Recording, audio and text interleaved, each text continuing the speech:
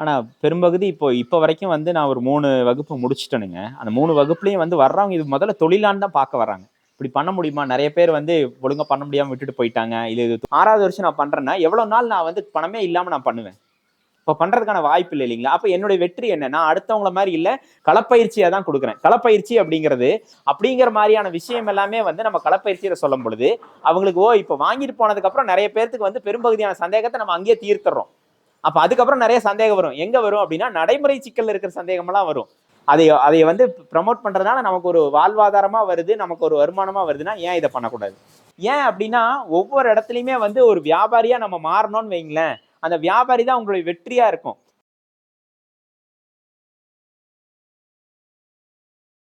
ஆனா இப்போ வந்து நம்ம மாதம் ஒரு முறை ட்ரைனிங் கொடுத்துட்ருக்கோம். இப்போ இந்த ட்ரைனிங் எது மாதிரி இருக்கும்?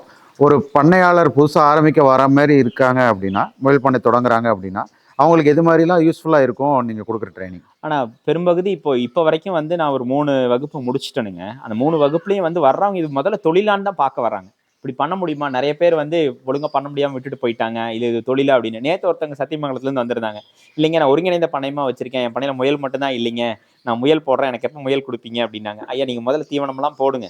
கூண்டெல்லாம் சரி பண்ணுங்க. அதுக்குள்ளார நான் உங்களுக்கு முயல் குடுத்துர்றேன் அப்படின்னு. அவங்க உடனே அடுத்து அவங்க ஆர்டர் பிளேஸ் பண்ணிட்டு போடுறாங்க. அப்போ இந்த மாரி வந்து பார்த்தோம் அப்படின்னா, நெறைய விதமான மக்கள் நம்மள சுத்தி இருக்கிறாங்க. அந்த மக்களுக்கு வந்து முதல்ல இது வந்து தொழில்னு தெரியணும். இது வந்து தொழில்னு தெரியறதுக்கு யாருமே வந்து நஷ்டத்தை இப்ப நான் வந்து ஒரு 6 வருஷம் பண்றேன், 5 வருஷம் பண்றேன்னு வைங்களேன். 5 வருஷம் முடிஞ்சிருச்சு. 6வது வருஷம் நான் பண்றேன்னா, எவ்வளவு நாள் நான் வந்து பணமே இல்லாம நான் பண்ணுவேன்? இப்ப பண்றதுக்கான வாய்ப்பு இல்ல இல்லைங்களா? அப்ப என்னுடைய வெற்றி என்ன? நான் அடுத்தவங்கள மாரி இல்ல. நான் இந்த ஒரு ஒரு ஒரு தொழிலுக்கும் நான் உள்ள போம்பொழுது, எனக்கு சொல்லிக் குடுக்குறதுக்கு யாருமே கிடையாது. நான் அப்படியே வச்சுட்டு போம்போது மாமா ஒருத்தங்கிட்ட பேசும்போது, நல்லா பேசிட்டு இருப்போம். திடீர்னு ஒரு பின்னூசிய கழட்டி குடுத்துருவாரு. கழட்டிட்டு "ஏங்க மாமா?" அப்படின்னு கேட்பேன். "மாப்ள எங்க மேல போம்போது செத்ததுக்கு அப்புறம் இத எடுத்துட்டு போயிருவாரு" அப்படின்ருவாரு. அப்படி சம்பாரிச்சு என்னங்க எப்படி எனக்கு என்ன கொண்டு போவோம் அப்படிங்கிறது எனக்கு அது தெரியல. நெறைய நம்ம சம்பாரிக்கிறது வந்து பணம் மட்டுமே கிடையாது. நெறைய மக்களுடைய நல்ல ஆசையும் சம்பாரிக்கணும்னு நான் நெனைக்கிறேன். அப்ப அந்த விஷயத்துக்கு வந்து எனக்கு தெரிஞ்சது நான் சொல்லிக் குடுக்கணும்னு நெனைக்கிறேன். எனக்கு தெரிஞ்சது எல்லாத்தையுமே சொல்லிக் குடுக்குறேன்.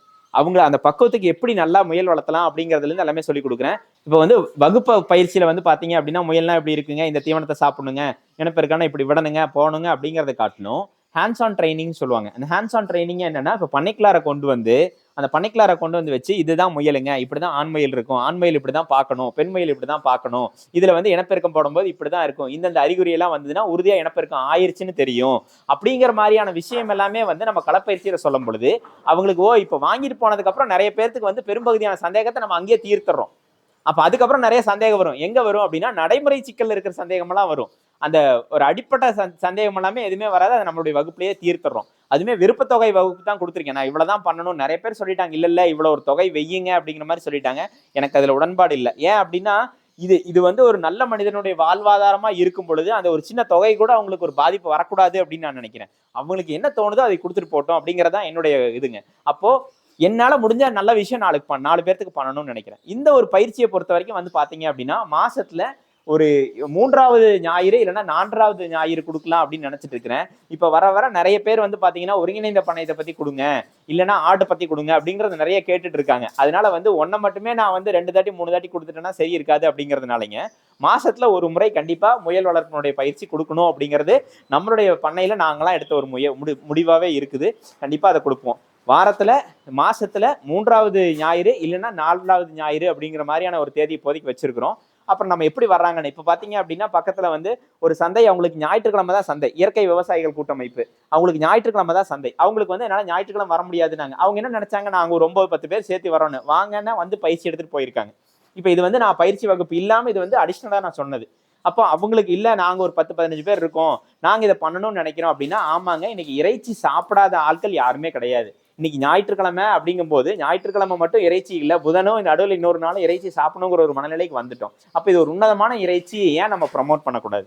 அதை அதை வந்து ப்ரமோட் பண்றதுனால நமக்கு ஒரு வாழ்வாதாரமா வருது, நமக்கு ஒரு வருமானமா வருதுன்னா ஏன் இதை பண்ணக்கூடாது? எந்த இடத்துலயுமே விற்கிறவர் தான் நல்லா இருப்பார். நீங்க இப்ப நிறைய வீடியோ எல்லாம் பாருங்களேன், கறிக்கடைக்காரங்க எல்லாம் பாத்தீங்கன்னா, நான் இன்னைக்கு கூட ஒரு வீடியோ பாக்குறேன், கறிக்கடைக்காரங்க ஒருத்தவங்க விரிச்சிட்டு இருக்காங்க, அவங்க ஒரு தங்கச்சங்கிலி போட்டிருக்காங்க.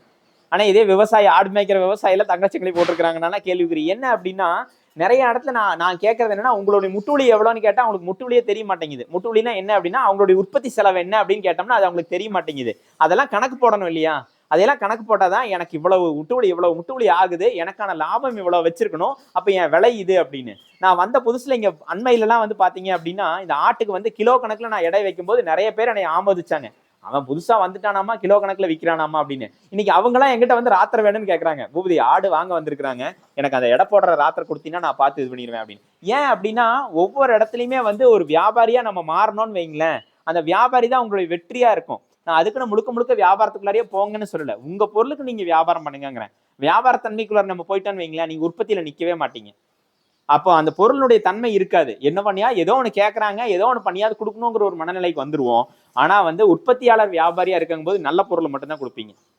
என் அனுபவத்துல இது நிறைய நான் பார்த்துட்டேன். ஆனால் இப்போ கண்டிப்பாக வந்து ஒரு நாள் ட்ரைனிங் உங்ககிட்ட அட்டன் பண்ணோம்னா இதில் வந்து ஒரு கிளியர் ஐடியா வந்து ஒரு முயல் பண்ணை ஆரம்பிக்கிறதுக்கு அவங்களுக்கு கிடைச்சிடும் இல்லைங்களா? ஆமாங்க. அடிப்படையான ஒரு நாலேஜ் அவங்களுக்கு கண்டிப்பா கிடைச்சிரும். இப்போ ட்ரைனிங் நடக்கிறது வந்து எப்படி தெரிஞ்சுக்க முடியுது? எனக்கு நான் வந்து என்னுடைய சேனல் இருக்கு. 2வது நீங்க பார்த்துட்டு இருக்கக்கூடிய உழவன் அங்காடியில நீங்க பார்த்துக்கலாம். இது மாதிரி ஒவ்வொரு இதுலயுமே வந்து நம்மளுடைய ப்ரொமோஷன் போயிட்டு இருக்குதுங்க.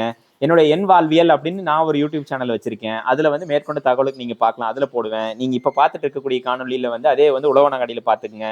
அப்புறம் என்னுடைய எண் வந்து அண்ணா போட்டிருப்பாரு. அந்த எண்ணுக்கு வந்து வாட்ஸ்அப் பண்ணி கேளுங்க. இப்போ காளகஸ்தியில இருந்து கூட வந்து எனக்கு ட்ரைனிங் வேணும்னு கேட்டு எடுத்துட்டு போனவங்களாம் கூட இருக்கிறாங்க. இப்போ இதே வந்து கர்நாடகால இருந்து எனக்கு முயல் வேணும்னு எனக்கு இல்லைங்க, எனக்கு மன்னவனூர் முயலை வந்து எனக்கு ரொம்ப தூரம் இருக்கு, நீங்க எனக்கு இந்த முயல் வேணும் அப்படின்னு கேட்டு அவங்க அட்வான்ஸ் பண்ணி இருக்கிற ஆட்களும் நிறைய பேர் இருக்காங்க. அப்போ என்னை பொறுத்த வரைக்கும் இது எனக்கு ஒரு நல்ல வெற்றிகரமான ஒரு வியாபாரமா தான் தெரியுது. நான் வெற்றிகரமா தான் பண்ணிட்டு இருக்கேன். அப்ப யாம் பெற்ற இன்பம் பெருகை வையகம். நான் அடுத்தவங்களுக்கு வந்து பார்த்தோம் அப்படின்னா அந்த இன்பத்தை நான் கொடுக்கணும்னு நினைக்கிறேன். இது ஒரு வாழ்வாதாரமா இருக்கும்னு நினைக்கிறேன். ஏன்னா இன்னைக்கு விவசாயத்துக்குள்ளார வரும் பொழுது நல்லா விவசாயம் பண்ணணும்னு பழைய விவசாய மக்களுக்கு எல்லாம் எப்படி விவசாயம் பண்ணணுங்கிற ஒரு விஷயம் நிறைய இடத்துல வந்து அவங்களுக்கான புரிதல் இல்லை. சந்தைக்கு தகுந்த மாதிரி உற்பத்தி பண்ணணுங்கிறதே தெரியறது கிடையாதுங்க. அப்போ இந்த ஒரு அறியாமையெல்லாம் போக்கணும் அப்படின்னா அந்த பயிற்சி தான் ரொம்ப முக்கியமான ஒரு பங்கா இருக்கும் அப்படின்னு நினைக்கிறேன். அப்ப என்னுடைய எண்ணுக்கு நான் ஃபோன் பண்ணி எடுக்கல அப்படின்னா நீங்க வாட்ஸ்அப் கூட பண்ணுங்க.